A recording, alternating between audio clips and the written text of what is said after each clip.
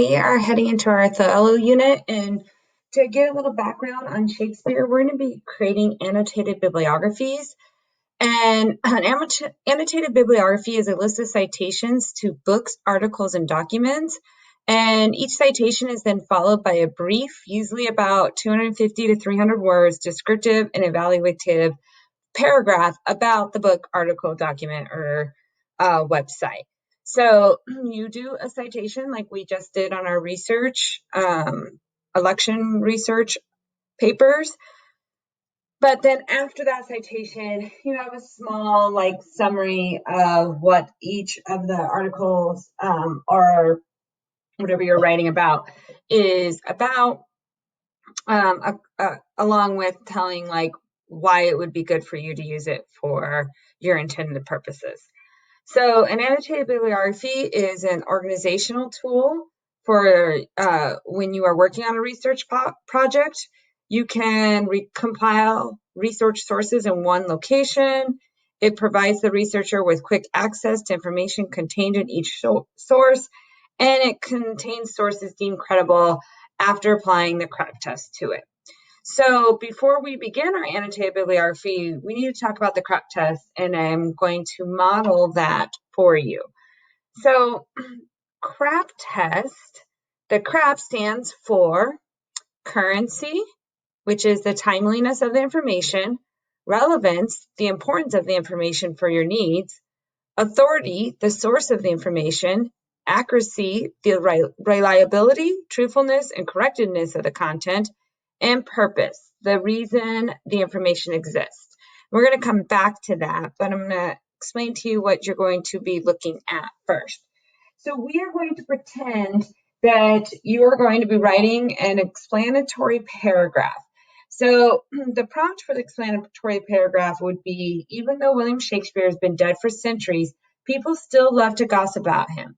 In a well-developed explanatory paragraph, address and either prove or disprove an existing rumor about William Shakespeare. So again, you're not really going to write this paragraph, but we're going to research like you're writing this paragraph. And we're going to look at a variety of websites that talk about these William Shakespeare rumors. And you're going to apply the CREP test to those websites to determine if they are credible or not credible. So I'm going to model this for you using the first website, which is National Geographic. When you go there, it's going to ask you to put your email in. Just use your school email. You get 3 free articles, so you'll be able to look at the article because it's free for the first couple times that you use this site. So we're going to look at this article, and I'm just going to kind of look through it here. So it has the author. It's from National Geographic. It has an author. It has the date it was published. I see that it has some links in here.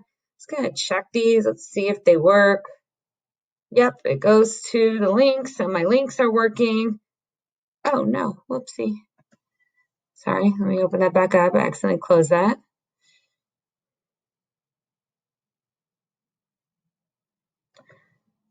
Okay, the links were working. I see that they have some information from the Shakespeare Association of America, which seems that they would know what they're talking about with Shakespeare.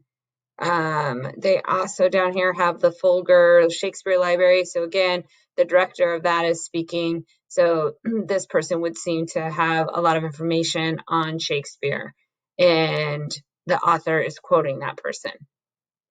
Okay, so just taking a quick look, now we're going to start applying the CREP test. So if I go back here, I'm going to look at currency first, and I'm going to give each of the parts of the CREP test a score 1 to 10, 10 being better. And then I'm going to add each part up with each other and see where my score ends, and that will tell me if my source is credible or not. Okay, so if I look at this first one, the currency, this is the timeliness of the information. So once we look at things like when was it published, has it been revised or updated, is it current or does it seem out of date, and other links are functional. So we already checked the links. We know they're functional in that article. The date of publication was 2016, which isn't incredibly old, but it's also not, just published today. So that I would maybe take a point off for, just because it is, it's been a few years since this was published. They haven't revised it at all. So that might, take some of the information may be out of date because it hasn't been revised. So we want to pay attention to that date. But I'm only going to take like maybe a point or two off, okay? Again, because the date, because it hasn't been revised yet. So, but the information seems to be current as you can be with William Shakespeare. So again, I'm only going to take a couple points off. I'm going to go ahead and give this an 8 on currency.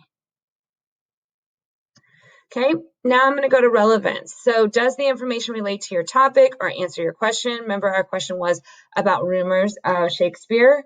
Who do I think my intended audience is? Is it an appropriate level, like not too difficult, but not too elementary? Have I looked at other things and know what if this jives with it? And would I be comfortable using it? So if I go back to the source, it definitely fits my needs because it has different rumors that it covers, right? And these are rumors that I've heard about Shakespeare before. So that his sonnets were written to a man, that he hated his wife, that he was uneducated, or he didn't write his own plays. All of these are rumors that I know that I've heard. And the information that they give after is, the contrast to these rumors. And so I think that this is pretty solid here. I would definitely be comfortable using this, especially because it's from National Geographic. So I'm going to go ahead and give this a 10 here.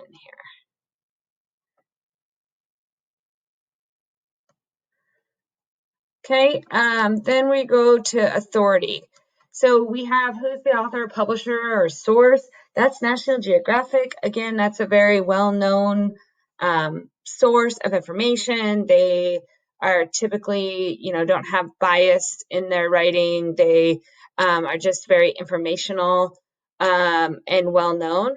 Now, the author's credentials are not given straight up, but if I go and look for them, it's very easy to see that this author, Becky Little, has done quite a few pieces, and she's worked for a lot of newspapers, especially like history newspapers. Okay, and I can see a lot of her things that she writes about are history and culture.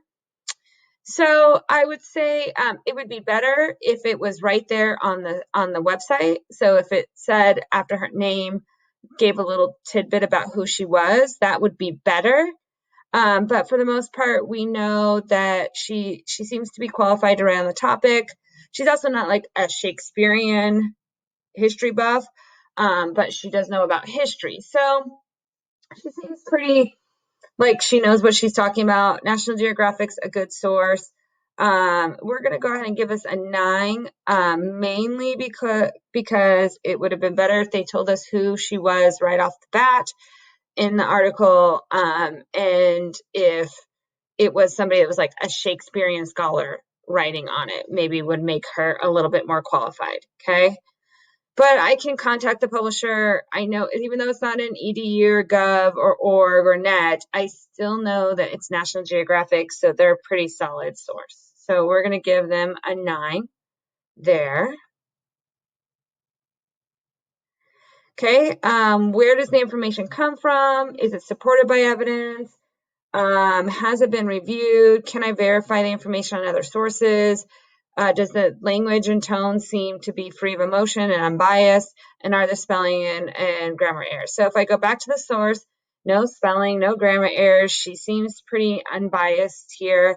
She uses evidence, like I said, from the Shakespearean Association of America, from people who seem to be Shakespearean scholars. So they seem to, you would think, no. She uses a lot of sources from them, from Orland, and also from Michael Whitmore, who is the director of the Folger Shakespeare. So she, even though she may not be a scholar of Shakespeare, she went out and found people who were to cite.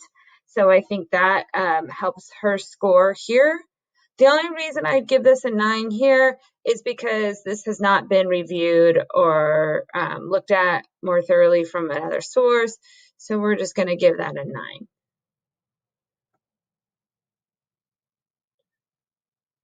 Okay, the last one.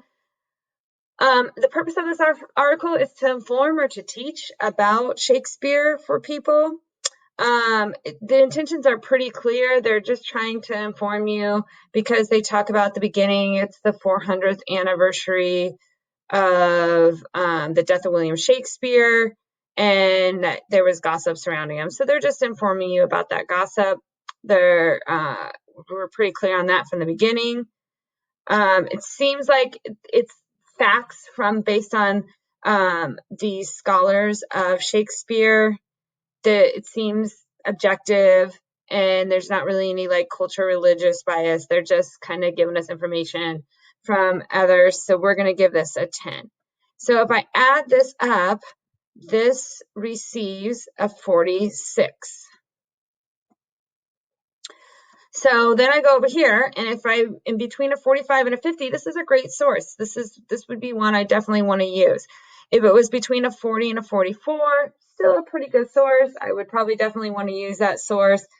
Once we get into 35 to 39, it's average. I might be able to find better sources. I could use that source, but I could maybe find better.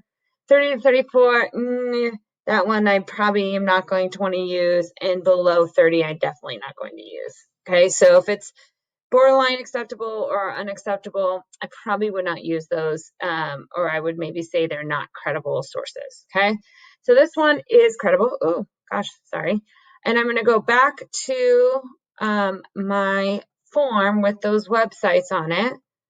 I'm going to put a C in the middle column so that I know it's credible. If it's not credible, I'm going to put it in C. I'm going to put the score that we gave it.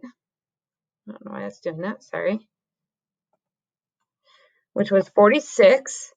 And then I'm going to type a reason for that score. So National Geographic is a verified source. They are known for providing relevant and thoroughly researched information. The author Little is a known historian, credible journalist with a portfolio that includes articles from National Geographic, History.com, and Smithsonian. So these are some reasons why I determined that this site was credible. So you guys, there are other sources listed here. You are going to click on each source, look through it, use the craft test, and determine, is it credible? You're going to put a C in the middle column. If it's not credible, you're going to put an NC. You're going to tell me what the score was that you got on the craft test, and then reasons why you think the source is either credible or non-credible.